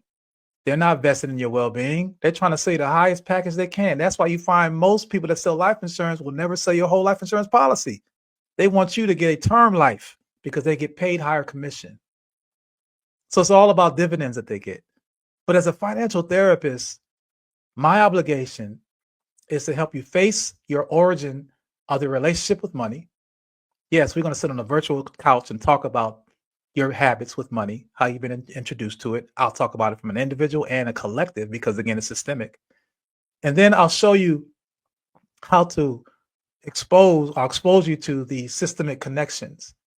It's not your fault you don't know about your situation. It's not your fault that you don't have a high credit score or that you have low amounts in your savings. It's not your fault you're putting your savings in a bank account, because that's where it shouldn't be. And then I will prepare you to become your own planner from that point. So with this, because this happens, and even the Department of Justice says that the number one killer in life is stress. And again, me being a lover of acronyms, stress means someone trying to repair every situation solo. We don't want to tell nobody we got problems. We too proud. We'd rather be broke and, oh, how come you don't never come out? Oh, I'm busy. No, you broke. And you don't want nobody to know that. And that's okay. I understand it's pride, but you can ask for help. And if you can't get the help you're looking for, this is why I'm here. I'm here to help you. I'm here to show you how you can walk out of the situation with a job or not. This is something that we have not been invited to talk about. And this is, again, why I fashioned this talk exclusively to our people, because no one else here is talking to us about this. Not on this level, I would say. And I don't want to be like I'm the only one, I'm the savior. No, but I feel there's a dire need to get even deeper. A couple more slides here and then we're done. So it's time that we check our mental engine. In doing so, we all, as I mentioned, have some sheep in us. People today have bought to the concept of becoming sheeple without even knowing. That's a sheep versus in the people. So if you think about a sheep, a herd basically follows the sheep in front of it. It never looks up to see where we're walking, never looks left or right. It follows the ass in front of it. So if the sheep in front of it is going to fall off a cliff, guess what? You'll be falling off right with it because you don't look anywhere else. You don't make your own decision. You go with the majority. You're afraid to stand out on your own. You're conditioned, not afraid. You're conditioned to go with where everyone else goes. So we've been initiated and have accepted this mentality from birth. Okay. And this is all propagated based upon FOMO, or fear of missing out. Because everybody else is doing it. You don't want to miss out, because if they get something and you weren't there, you missed out. Or you want to be by yourself because, it ain't going to happen, because we don't have faith in doing things on our own. It must be a collective in order for it to be true. This creates stress that's handed down. And as a result, our lives are dictated by that 1% I've been talking about all night. This is their plan. This is their systemic plan to make you believe that you have to follow their plan. And you think your plan is your plan. Your plan is their plan. So like cars, I think we could use a checkup of financial diagnosis because that check engine light has been in our spirit going off for eons. We just ignore it. We know something ain't right. We talk about it. We talk about the politics. We talk about the finances. We talk about how much things cost and how I'm tired of paying for this and I'm tired of paying for that. But guess what? We still go and pay for it. So that check engine light is still there, and we need to address that check engine light before we burn out and that engine completely goes kaput. So with that, with the type of proper therapy that I feel I can offer you, that fear will turn into finances explain AIDS resilience. When you know about finances, you understand how it works, you will be able to break out of this psychosis, this rat race psychosis of feeling like you have to work for a living, that you have to work for money and know how to make money work for you. And that will not only change your life, but it'll change the trajectory of your entire bloodline because all you got to do is copy and paste. Okay. So here's a couple things I offer to get financially fit by investing in yourself, change not only your future, but your bloodlines. I have financial therapy sessions. And I have a $99 there, but I actually have lessened it to $50 for the first time. And then after that, we figure out how many sessions you want to have. And the sessions isn't just to hear you talk about stuff. I'm actually giving you results. I'm giving you tasks, and I'm gonna be making sure you do what you're supposed to be doing. But the financial therapy is one thing where we actually talk about it, your situation specifically. I also have courses at my website, cryptowokemovement.com, where I actually have both in-person, online, and self-paced courses where you will take financial education, financial mastery, where you will learn about financial education and literacy. You'll learn everything that I know, and it's updated all the time. So you'll actually know how to basically change the way you approach and deal with money. And then there's also my book, Apocalypse and Intergenerational Wealth Planning, that breaks down a lot of the history and also gives you resolutions and solutions inside the book to actually implement into your daily life right now. So if you don't want to do the course, you're not ready for the course, read the book. And then also have a series of hack manuals. These hack manuals are ebooks and PDFs versions so that basically you can learn how to do specific things. Like if you want to raise your credit score using credit, if you want to learn how to, it's basically an array of short hacks that you can use to implement in building your financial status. Additional works I have, again, I subscribe many frequencies. So I've been writing 30 years plus about as a cultural journalist. I've written over 750 articles, 8 books and counting. There's a QR code to see some of my books. My first one there is Analytical Cogitations, Who is the Boule? My latest is a novel called 2048. I'll speak about that in 1 second in my closing. And then I also have From Rebels to Robots, and also Apothapisin. And I also have a sequel to Apothapisin coming out this year, Apothapisin version 2, The Systemic Origin of the Wealth Game and Why It Doesn't Include You Until Now. That's coming next. And I also offer, because I do talk a lot about AI and technology and how this also plays a part in our future, immediate future, and where do we see ourselves. This book is called 2048. And this book actually is my first crack at doing a novel and allows me to actually bring in some truth with creation. It's called 2048, Sovereignty in the Age of Control, When Big Brother Merges with AI. And here's the book cover. You can see it there as well.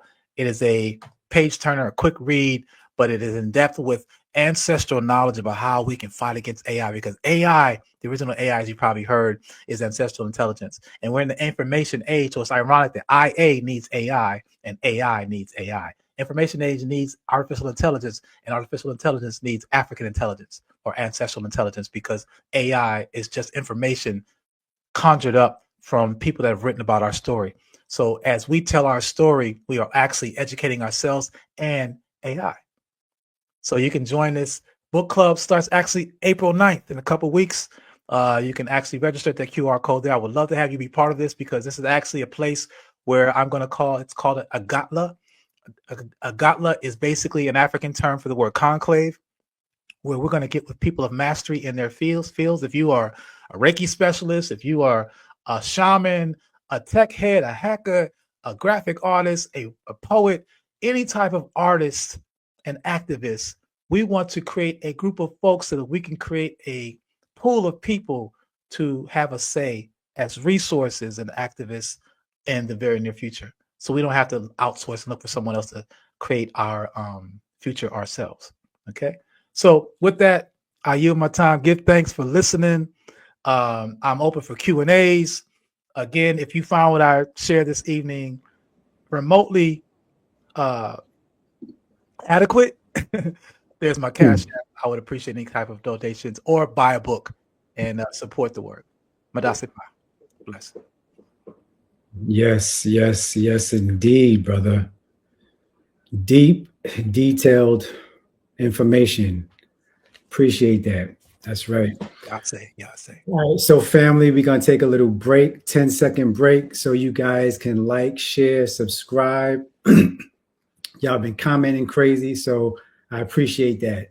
A lot of comments. I appreciate that. That means y'all are focused, y'all are in tune, and y'all being a part of the show. So first thing I want to say, brother, thank you for the presentation.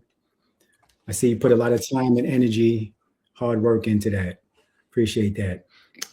First thing I want to start off with is why, okay, so if someone says, well, why do I need to know historically about finances and economics, worldwide? Like, why do I need to know what Britain did? Like I need money now. Like, how's that going to help me? What would you say to that? Well, here's the thing. When you don't have, and then you get, if you don't appreciate how you got it, you're going to blow it again. So the thing for me is when you learn about finances and how it was designed for you to lose it, then when you do get it, when you gain access to it and you're building it and growing it, you keep that in the back of your mind. Okay, they want me to buy this material thing. They want me to invest in this cryptocurrency that is improving. They want me to splurge and go to Dubai and just do the tours and not instead buy land. They want me to do these things so that whenever you get money, trust, they want to get that money you got. They don't want you to hold on to it. And they'll even tell you, hey, why don't you invest it in this portfolio? Or why don't you put it in this a savings account? Put it away. Let me actually be your financial planner and I'll govern it for you. They'll come with all these type of things because they don't want you to make your own decision. So knowing the history of it, and when you approach it, knowing, okay, 9 times out of 10, you're trying to manipulate me because it's not personal. It's business. It's their mindset. Their mindset is to get you to pay them. Why do we pay service fees for investors for our portfolios? And most of their money is getting paid from a monthly service fee. So why I can do that myself. All I got to do is get online and look at my account, look at the market and see if it's something worth staying in or not. Why am I paying somebody for that? Because we're lazy. We're not equipped. We're thinking they know more than us. So when you know the information, you know the history of it, then you realize I can govern this myself. And instead of working for someone, part of my day is working for myself, managing my money. So it's as simple as that to me. Got it. So in your journey, just unlearning and finding resolutions for your financial journey, did a lot of it have to do with spirituality?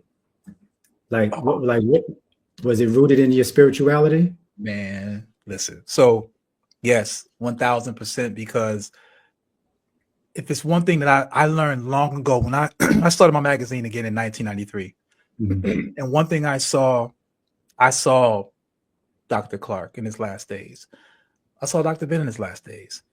I saw this lock just wanted to come out on this antenna trying to connect to the ancestors. So, but I saw how the work they put in for our story, and how most of them didn't have a financial leg to stand on and take donations. And so I said to myself way back then, economics. So let's talk about Francis Cress Welsing and Neely Fuller, who has the 9 areas of people activity. Kitty Abu, who came up with the 10th. We have 9 areas of people activity, what global white supremacy runs. This is their blueprint. This is how they run the world. It's these 10 areas they govern. It's education, economics, education, entertainment, labor law, politics, sex, religion, and war. And the 10th one put by Brother Kitty is health. So they govern all those 10 areas. We get our food from them. We get our education from them. We get our labor from them. Everything they control. So if we start to understand that, then it's no wonder we don't have the things we have. It's no wonder we don't have a savings that is well beyond our means and that we could retire in our 30s or 40s opposed to 65. And that's because we're forced.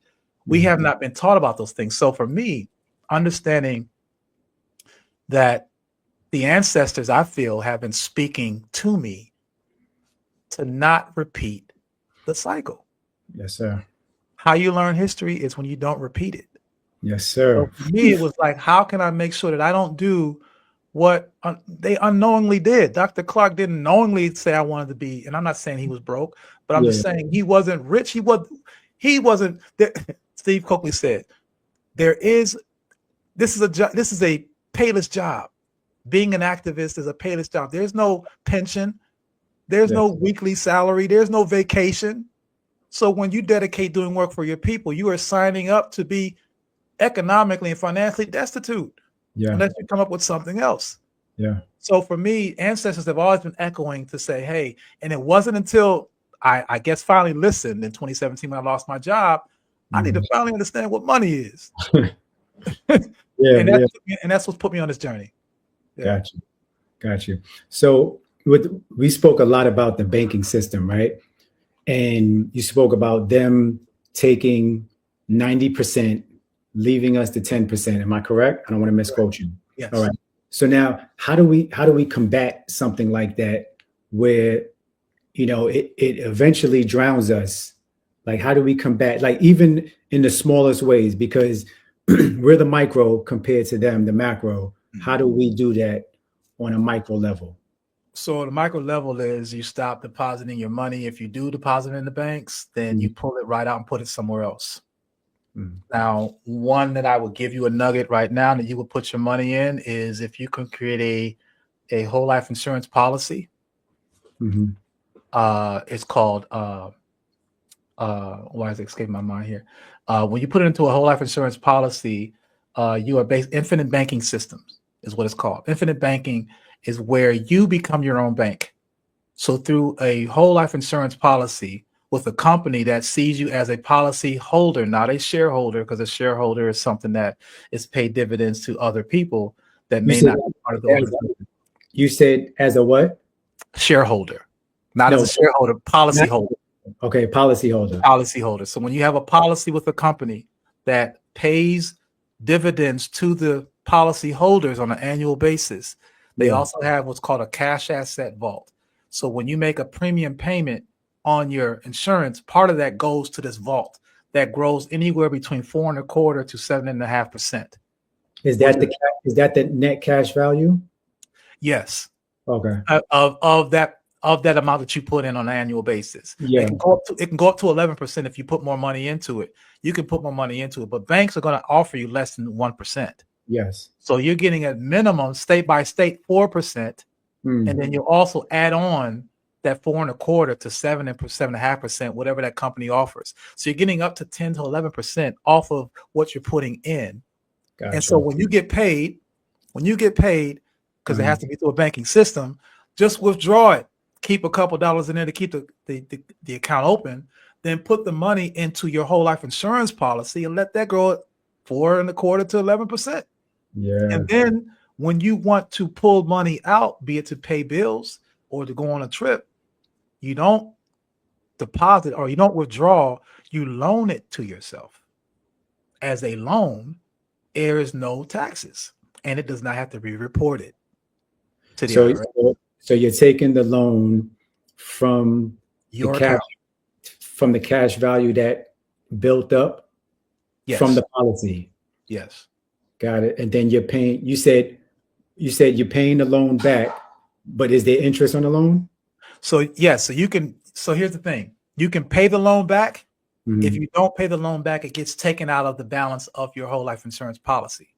Now, that's not to say you get a $200,000 policy, you loan out 200,000 and never pay it back. No, there's a cutoff.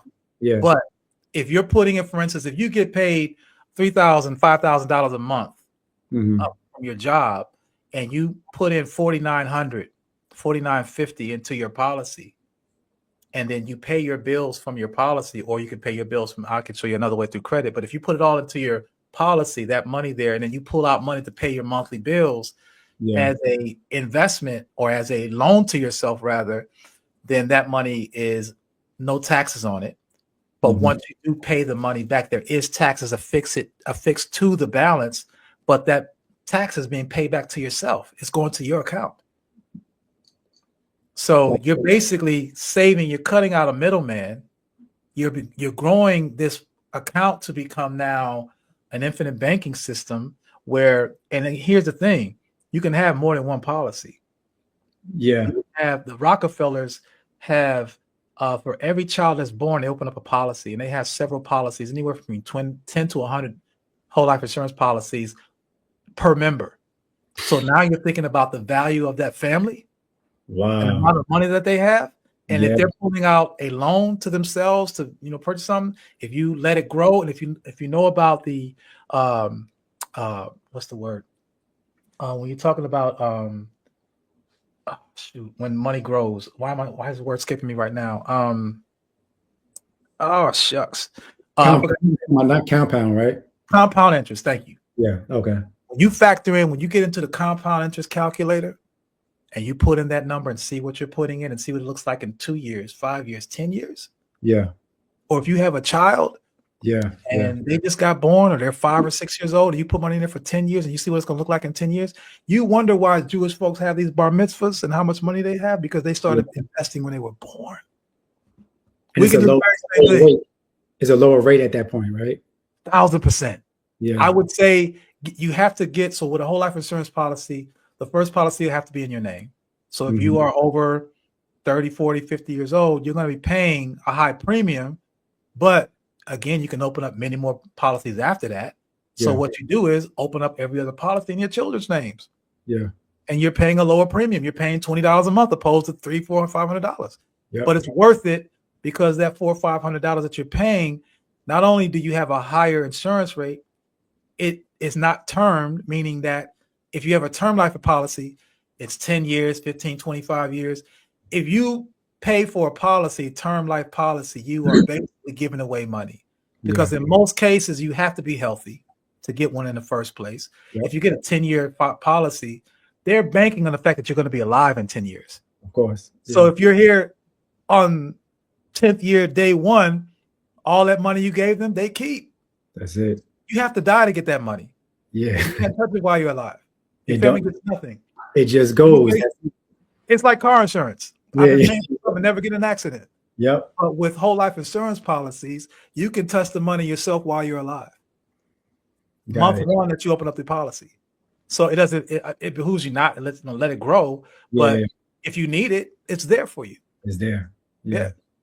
So so now in your book, you talk about retirement. You talk about pension, 401k, and what's like the scam with that. So can you explain that to us? Yeah, we don't read fine print. I still don't read all fine print. Yep. But when you look at the housing crisis, which really affected me and woke me up, 2010, I lost $250,000 in my 401k, and I figured, I was first obviously pissed, but then I heard that everybody else did too. So I said, oh, okay, it's a sheeple thing. I didn't think of the term sheeple, but I thought everybody got hit. So when's the payback? I figured they're going to recoup us. Then I had to go back and look at the fine print. It's a gamble. That's it. They are not obligated to pay you whatever you lose. Yeah. So I learned then that recessions, and we thought the 2010 recession, housing recession, was an anomaly. Come to find out, recessions happen all the time. Yeah. Every 4 to 10 years, there's a new recession. And therefore, the market is not safe, And if you think about it, every 4 to 10 years, especially every 10 years, there's another generation preparing to retire that are losing their retirement. It's systemically designed. And we don't know until it happens that I lost all my money, because we don't. Most of us will go as far as saying, I got a digital portfolio. But do you know how the stocks are prepared today? Yeah. How they perform? We don't watch it. We trust the system. We trust our financial broker or planner, and we think it's okay until shit hits the fan. Excuse my language. But once it does, then we're like, oh, well, it's already done. Nothing you can do now. It's gone. So same thing with pensions. Well, pensions are a little bit more solidified, but pensions aren't offered anymore. You know, pensions was started out as a way to basically companies couldn't continue to do it because governmental jobs still have them because they're using the money off of citizens. But companies that had pensions used to have pensions. They basically were promising people to pay them until they died. So if you retired at 65 and you died at 90, that's 25 years they got to pay you money. Yeah. We're going to help them in their gain and profit. Yeah. Because they're paying out money. So they cut the pension out.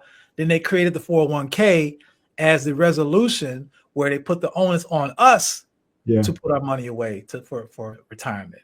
So therefore, you're telling us, you're pushing us out there into Wall Street and saying, okay, now figure it out. And nobody will talk to you. Yeah. And if they do talk to you, they're going to tell you something that you want to hear, but they're the ones that's running it to benefit themselves. So you're thinking I'm covered.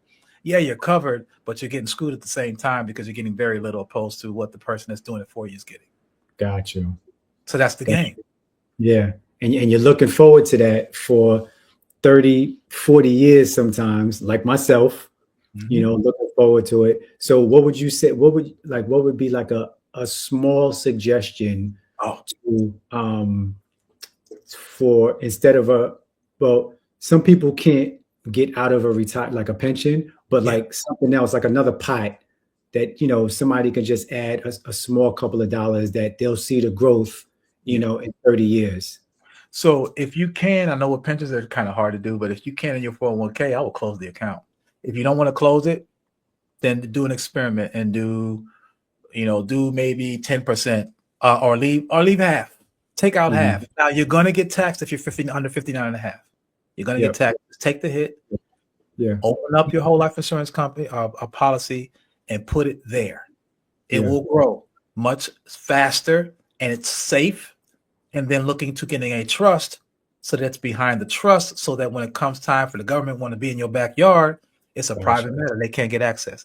Now, outside of that, I would say when you're getting paid now, if you don't want to, if you can't touch your pension or et cetera, any extra funds you have, it still behooves you to get a whole life insurance policy. Why? Because we're all going to transition, but it's not about the transition. It's about money you can use now.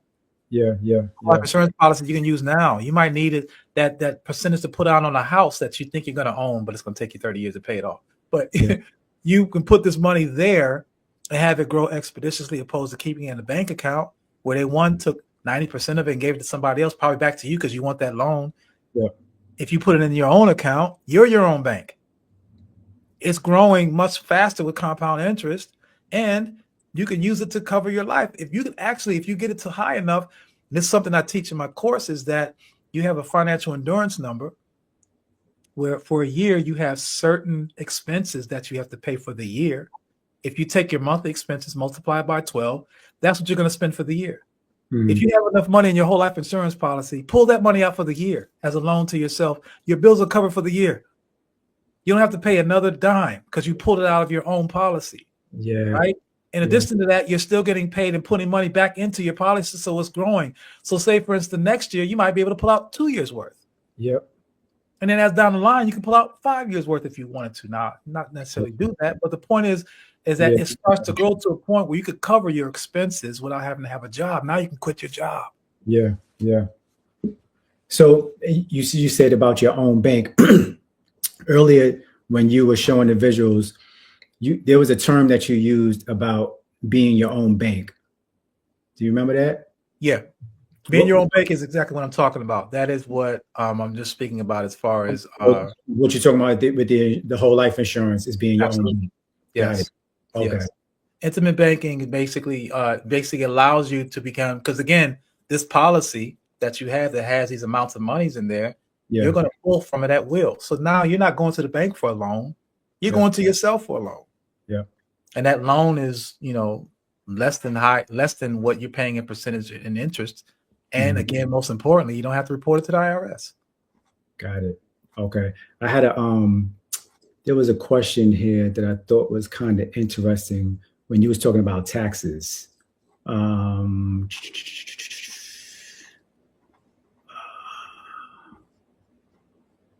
wanted to put it up here. Yeah, I'll find it in a little bit. So the other thing that I had was can everyone be an entrepreneur? You can be whatever you want to be, but you don't. But you could be. I'll say the greatest entrepreneur is someone who lives off their savings and investments. Someone that lives off their savings and investments. Yes, you manage money. What I mean by that is you manage your own money. Like, think about it. Like, entrepreneur, we think we have to sell a good. Yes, you have to have a product. Yeah. Right? I need to get someone to invest in me. I need someone to buy into me. That's how I'm an entrepreneur. Meaning my profit is based upon someone else. Right? Gotcha. The greatest entrepreneur is someone that eats off their own selves. When you actually are investing in your own self and you have something, I use the analogy of a chef that has on our stoves, we have 4 eyes, right? So you can cook up 4 things at once.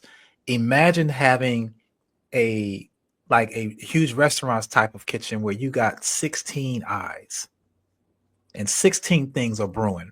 These are 16 different types of investments. Some are whole life insurance policies. Some may be crypto. Some may be this or that. Some may be land. Some may be, different things. And something is cooking and stirring in each of those. Yep. You're eating for generations. Absolutely. So the thing about having an entrepreneur mindset is cool because that means you're breaking the mold of being a sheep and you're out to go and get and do. Yeah. But the best one is one that understands money and manages their own. You'll be employed for life. True indeed. And those 16 pots, it doesn't have to be anything crazy to start with. Be simple, bro. Like super simple. Grow some sweet potato. Yeah. Grow some herbs, grow something very simple. It ain't gotta be all deluxe.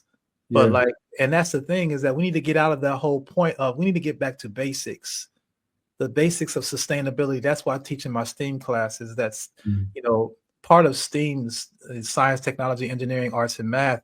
But there's so many other things in those letters. I mean, you got astronomy, astrology, you got metaphysics, you got tech, you got all these different things that we once lived by. Yes. Absolutely. This society now, they dissected it. We go to college to get 1 degree. Yeah. We learned in ancient Kemet and Kush, we had 360 degrees. Yep. We knew how to do agriculture. We knew how to read the stars. We knew how to capture water. We knew how to build homes. We knew several things. And so that's the whole thing about us feel like we can only be a one-trick pony.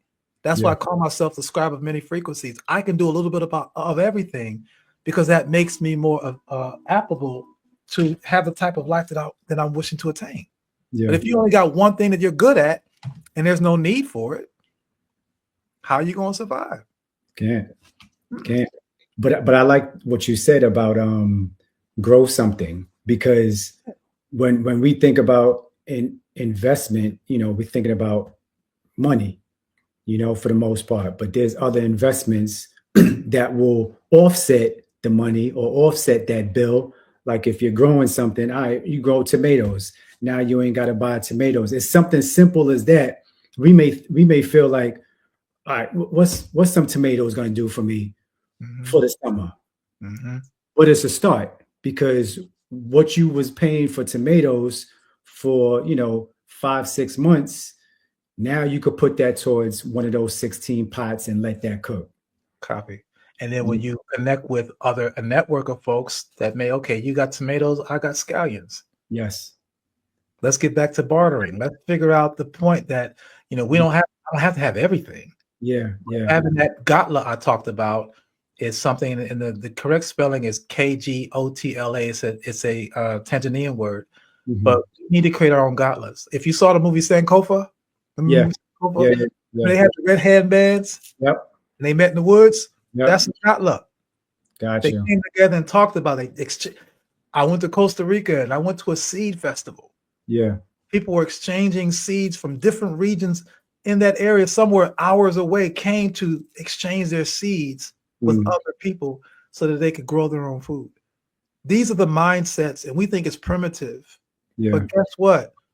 If you know anything about seeds, they have these families have large spaces in, I think I want to say it was in New Zealand, somewhere really cold, where they have these banks where they have all these seeds in case there's a catastrophe. Yeah. We're not prepared. Our grandparents were. Our grandparents canned. Our grandparents grew food. They had gardens. What happened when we went to school in the 70s? They took out slowly home ec. Absolutely. We stopped learning how to grow food. Yep. Took out gardening. Took out workshop, working with tools, wood. They took all those things out because they wanted us to become workers for the type of work they want us to do. Yeah. Not go and make for yourself, make for someone else. Yeah. So this is that systemic plan that we all are affected by. But some of us still remember what it used to be like. Yeah. And that's where we need to get back to. That's what 2048 is about too. That's what 2048 is about. Sounds to me like you're saying to basically Africanize it. You know, that's what Brother Kaba Kamene always says. Yes. Africanize it. He's like, if you read the Bible, Africanize it. If you read the Quran, Africanize it. So we need to get back to Africanizing it, which is the basics, you know, which is the foundation. You know, these things are just so simple. But look, brother, we winding down. I want to thank you. You know, I want to thank you much for putting that together. We definitely need you to come back and talk about the trust. There's a few other things. I got mad questions here I wanted to answer, but we're gonna have to pack it up, and we're gonna have to bring you back and, you know, have you back as a regular. But what I want the people to know is, you know, please look into Mwebe's resources. All right. You know, please, you know, it'll help you out. Like I always say, keep it simple. You know, he's willing to chop it up with you. He's a great guy. He's going to talk to you. He's going to talk to you from the heart. He's going to talk to you from the spirit, you know, so he's not just out to get you like some of these sharks out here, you know, because he went through it. He went through it. And like he said, the ancestors is speaking to him, and I'm sure the ancestors is telling him, you know, to do y'all right and exact. All right. So my brother, any parting words you want to say? Also hit his Cash App up, you know, hit his website up, hit all his social medias up, follow him, and, you know, you'll get even more information, right? And he'll speak to you direct. You know what I'm saying? He's a cool, very cool dude. You got any parting words you want to say? Yeah, I want to give thanks to each and every one of you who've taken time to listen, whether you listen to the entire thing or you know, had the jet and whatever, but you come back to it. Those that are watching the replay, those in the future. I want to give thanks to our ancestors, but most importantly, I want to thank you for being here. The opportunity to speak is always a pleasure. That's why I give as much as I can, because I don't want to take time for granted. You may not ever see me again, although I hope I will. But I give thanks for that time, and any bit of support helps. In the least, the free 99s are the followings on the social media. But if you do want to purchase a book, purchase a course, that would also help you as well. I'm here for the work for our people, and any way that I can do that, I'm always going to be here for that. So I give thanks for your time, and let's move forward. Let's start actually executing what we learn. Let's manifest the future that we deserve. It's not going to be given, but let's manifest it. Bless up. Appreciate you, brother. Can you just wait backstage? You just want to close out, and then I'll get with you. All right. All right. Bless up. Yes, sir.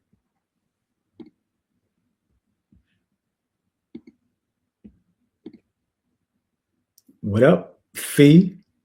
Yo, that was good. Oh my God. Sure. Yeah, and he's like a little comedian too. Yeah. Yeah. Trust me, he got jokes. Yeah. Um, yeah, yo, I was sitting here thinking how many ways and the things I want to do to work with him. Um, so this is good. Good choice. Good Yeah, choice. I wanted to get to some like, common things that, people um um based on their lifestyles. We've been told for generations to get a job, well, to go to high school, go to college, get a job, get a pension, and retire, right? And you could retire. So most of us is retiring in our 60s because we waiting for the pension to hit, and we waiting for the Social Security to hit. So by the time we 68, we're retiring and we're talking about, all right, now I'm gonna go travel. Like, you should have been traveling. You should have been traveling in your 20s, 30s, 40s, whatever you could afford. Um, but yeah, so I just wanted him to talk about some common things, as we closed out, and then we'll have him back on, for people to, ask him some questions. Or actually, I found the question that Homegirl was talking about, but I'm gonna ask him, and then maybe I'll say it next time on the show. But yeah, so that's that. Yeah. So, listen, I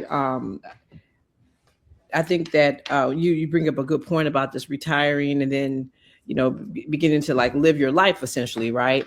And Yeah. how you want to start living your life as you're in it, day one. Because I think about everyone who like comes on our trips. Like we get a lot of people who are retired who have the time, have Yeah, the yeah. money, to come do it, but it is something that it's a different. I remember talking to this older woman who had traveled with us. I think she's like 74, and she Mhm. said, I wish I just would have known what I knew now. I would have 100%.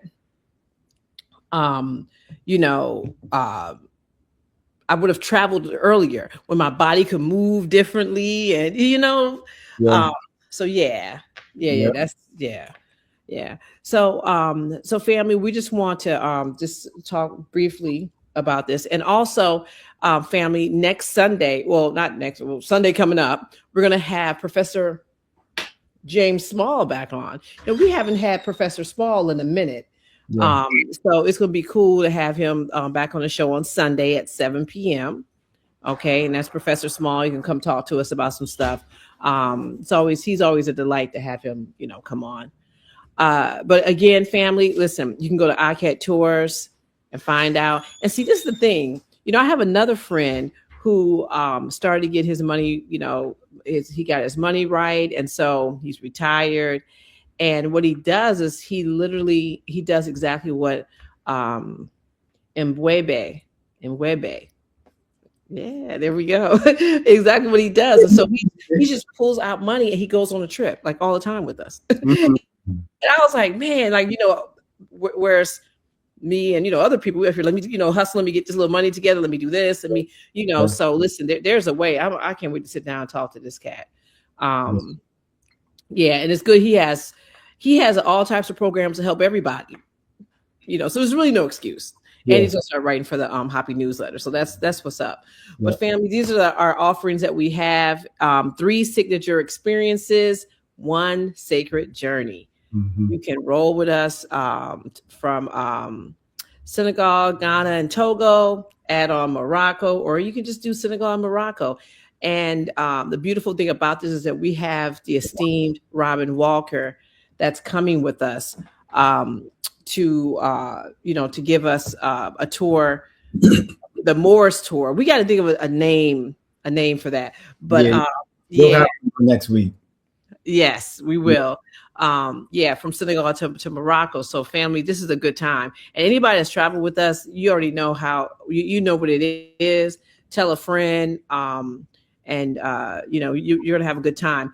And the price that you see, like when you go and you look at all the different prices on our website, it's all inclusive of everything. So all you have to do is, just get to Newark. We leave out of Newark, New Jersey. and we come back through JFK. So family, I'm telling you, this is going to be a really good trip. It's going to be nice. And remember, Robin Walker. Oh, let me say this real quick. For the people that are skeptical to room with someone on a trip, I'm a living testament to tell you that they, like, before I got with Hoppy, I was going on their trips to Kemet and stuff, right? And they paired me up with someone that I didn't know, but we had family ties. Both of our families grew up in the same neighborhoods back in the 50s, actually the 40s, 50s, and 60s. Like, our families knew each other. And, you know, I don't know if y'all realize this because y'all are at the heads, and, you know, but when you're speaking with the people that are on the trip, no one's having any complaints about who they're rooming with. Yeah, that's not a thing. Most of the people are rooming. They're not, you know, getting their own rooms. And I think that's dynamic, that y'all can pick who should be with who, and it works out seamlessly. Yeah, you know what? It's always like it's divine intervention. So, and the other Chiefs family, we do have single rooms. You know, like if you want to, like every time I go, I always just get a single room because that's just what I like to do. you know, but people like different things. But it always ends up working out, which is beautiful. Yep. Yes, and you know what, the actual tour, we do have a name for the tour. It's like I'm thinking about all these different things going on in my mind, but it's the history of the Moors through Senegal and Morocco with Robin Walker. Yeah. And that's going to be, family, just go, you can go to our YouTube page, Happy Film on YouTube, and you can check out the show that we just did with Robin Walker. It was really good. Okay. I mean, he is dope. Like, he is so full of so much information, the Black History Man.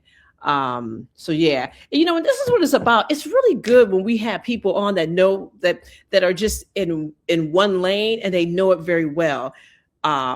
Just like Mwebe. Am I saying Mwebe? Yeah, baby. in Webby. Like he's clear. Like the way he was just flowing through that PowerPoint, and like some of the things, like I've heard a lot of these things, like if you've seen Hoppy, a lot of what he talked about is actually in our Hoppy documentary. And then he went a little step further. He named some names. Like that was it was very well thought out. And it also gave you clarity. It gave you like some like information, but also it did inspire me, because I was like, yeah, I'm about to work with this brother. We about to figure this out, because, I'm not trying to be, hustling the rest of my life for money. So, yeah. So family, listen, this is another way, like our trips are all, it's about the value of learning about ourselves, our culture, our history. And, we travel to do that. I travel to do that. And I'm pretty sure everybody, a lot of us travel, to do that. And ICAT Tours is built upon that. That's the mission over here at ICAT Tours. So family, just head over to icattours.com. Check out our offerings. It's 3 signature experiences, 1 sacred journey. It's dope. That's right. Yeah. All right, family. Thanks for tuning in. Thanks for sharing your time with us. We don't take it for granted. We want to give you the resources. We want to give you the history. We want to share the spirituality aspect of it. And, we want you to then apply it to your life. Piece by piece. All right. Building community. So we'll check y'all on the next show on Sunday. We got Professor Small. All right. Yes, it's gonna be great. Peace. Stay happy. Peace. Economics and politics are the foundation of human development. While forming the world's earliest civilizations, Africans also laid the groundwork for the creation of economic systems. By learning from our history, we gain the strength to empower the present and design the future.